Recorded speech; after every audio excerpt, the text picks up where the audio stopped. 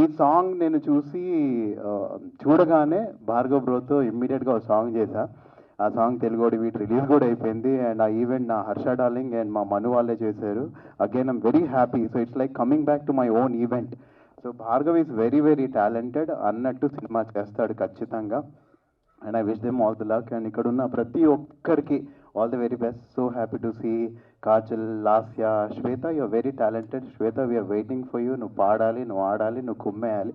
Siri, very happy to see you. Shiva, everybody, and very happy to see you అండి. Rahul, next part ఎప్పుడు? And Roll Rida is 27th song వస్తుంది. మీరు ఎక్కడైనా నిలబడని కానీ ఏదైనా ఈవెంట్కి వెళ్ళినప్పుడు సోహెల్ పక్కన నిలబడొద్దు. ఇక్కడ ఎవడు ఎంత సీరియస్గా మాట్లాడినా దాన్ని అక్కడ సత్రోలు చేసి పడేస్తాడు. ఎవడు ఎంత ఇమోషనల్గా మాట్లాడినా దాన్ని మొత్తం పంచర్ చేసి పడేస్తాడు అక్కడ. సో ఒక బ్యాచ్ ఉంటే చూడు. So darling, very very happy to see you everybody here.